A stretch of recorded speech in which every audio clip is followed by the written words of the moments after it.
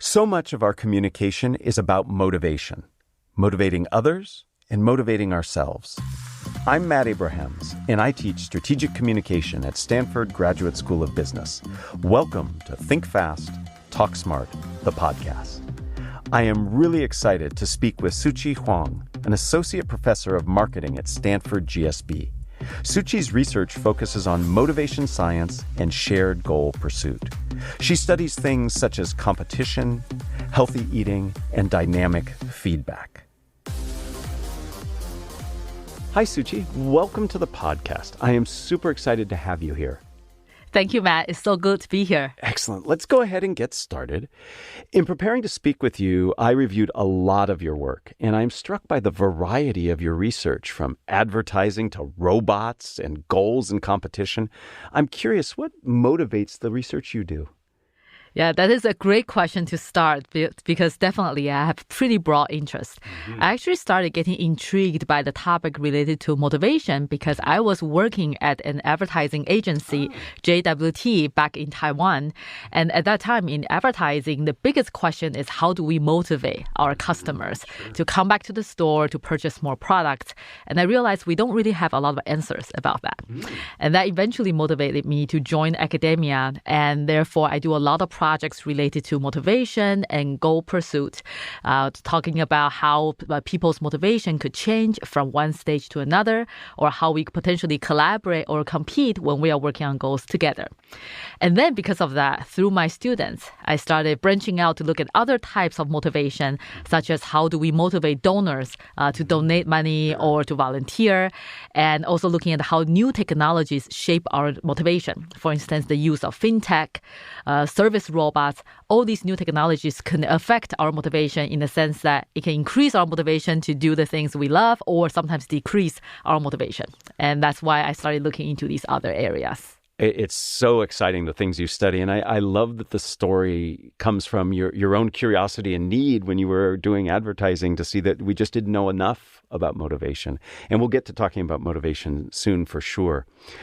We did a series of podcast episodes where we talked about communication and decision-making and decision science with some of our GSB colleagues.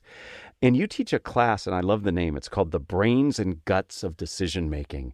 Can you share one or two key ideas that you cover in that class? Definitely. So the brains and guts of decision-making, I teach that with Jonathan Labov. So we are co-directors of the program. So he takes care of the brain part, and I take care of the gut part because I'm a motivation scientist. And the two main takeaways I have for students in that class is the first thing is that it's all about the needs.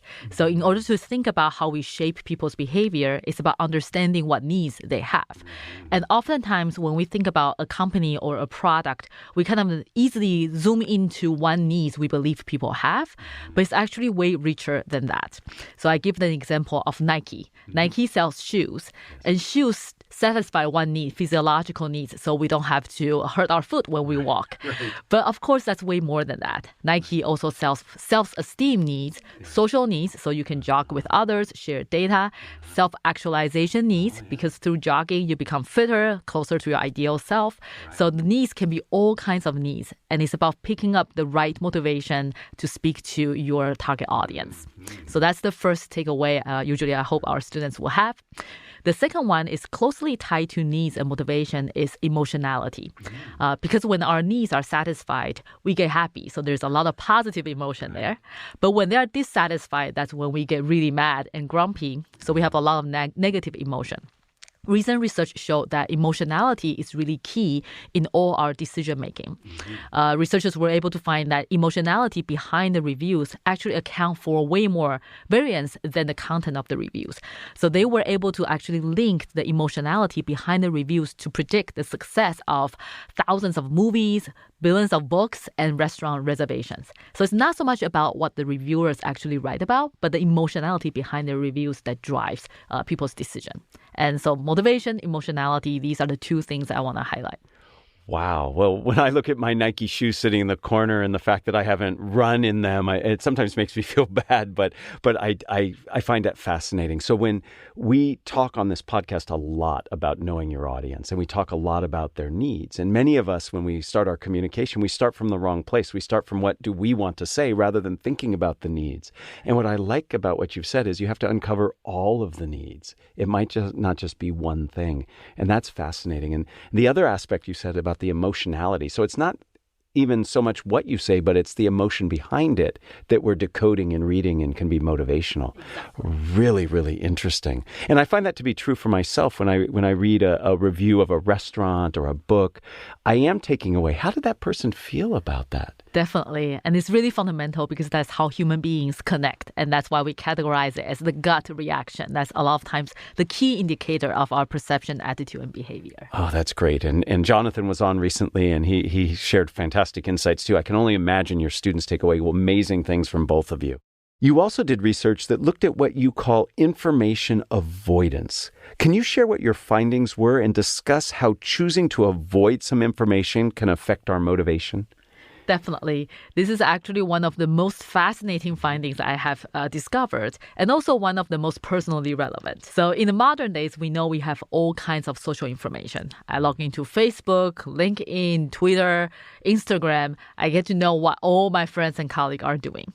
And so it's really an era where we have way more social information than we need. From the motivations perspective, what that means is we get all kinds of social benchmarks. We know how much progress other people are making on goals very similar to our own. Could be health goals, family time goals, or career goals. And what we found in this research is that we don't always want that information.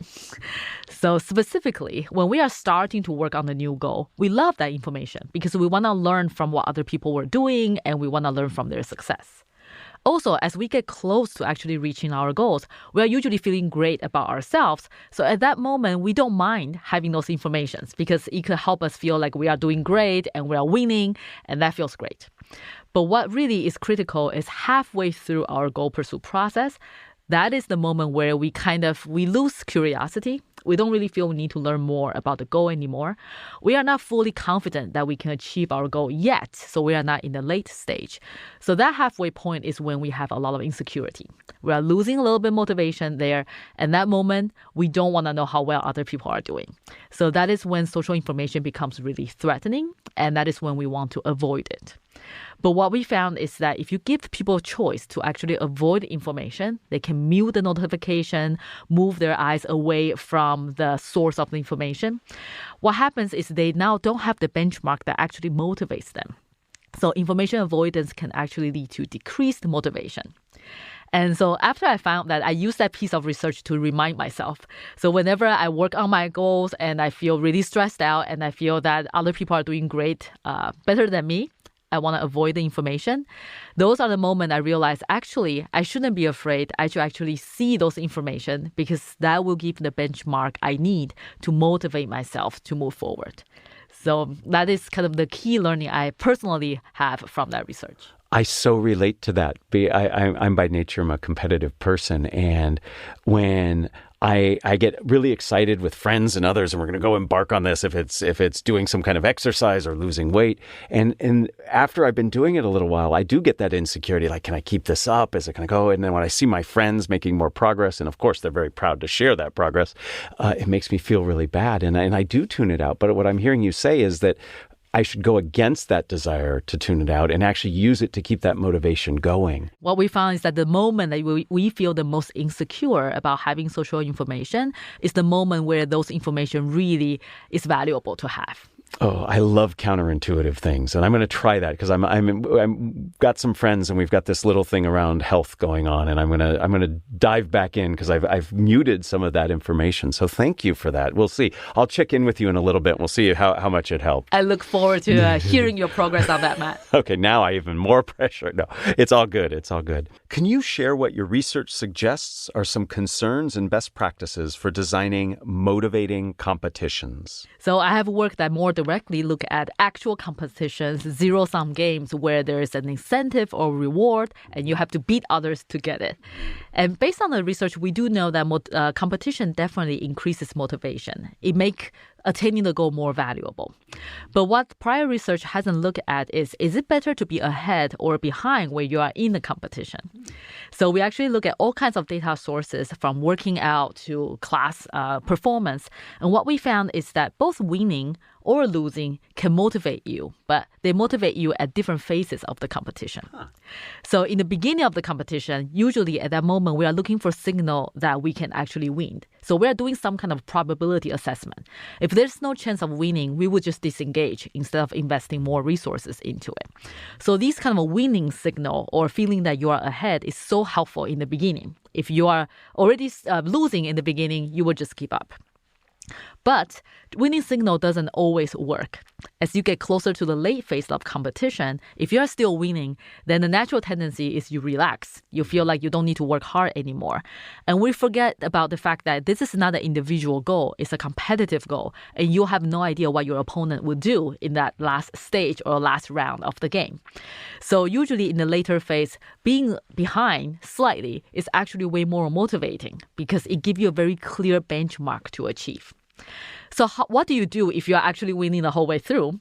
What we did in one of the experiments is we actually ran a used book donation drive. It's a donation competition across 2 campuses in China. So you naturally have a winning campus that is doing well and a losing campus. A few weeks in, they were collecting books, but not so great. So what we did is, of course, we told the losing campus that they are losing and they increase their effort. But we also want to motivate the winning campus to continue donating used books. So what we did is instead of telling them they are winning, we compare them to their campus's past performance last year.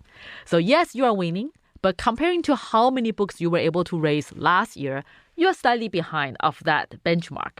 It is a self-comparison benchmark, but turns out even that comparison can be meaningful to motivate the winning campus to continue donating books. So that could be an important takeaway for all of us who are listening to the podcast, who are winning right now. It's great to win, and it sends a great signal to help you stay motivated. But if you feel like you are actually demotivated by that signal because it doesn't seem that you need to put in more effort, maybe comparing to your past self could be another way to motivate you. Wow, I really like that there are different points of comparison and different types of comparison to motivate. And as people who design competitions, if you will, we can actually build in some of these metrics. The information that we give to people can be really interesting. I think of business leaders who might be trying to motivate internal teams or across different companies, how we might give them feedback in a way that keeps everybody motivated, regardless of if you're ahead or behind. We actually talk to companies a lot and also schools. You have students who are performing well or sales teams who are performing well, and you really don't want them to relax. They should try to achieve more. But you also can't take away the message that they are indeed winning compared to their peers. So it is important to actually change the benchmark for those people so they have something to strive for.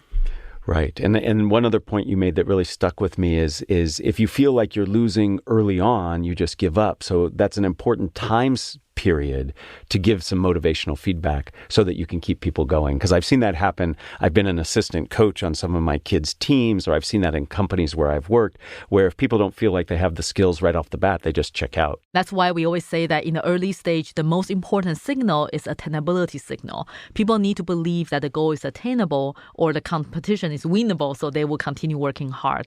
And so like you say, we can't just think about giving the same feedback to everybody. For the people who really need that attainability signal, we need to kind of give them different feedback so that we encourage them from the perspective that, yes, what you have can actually help you achieve the goal. Stop comparing to other people. Maybe think about what the ability you already have learned or skills you have. So like highlighting the attainability is going to be critical in the beginning, and somehow creating that benchmark, that additional goal to strive for, additional comparison to strive for, that will be important at the end.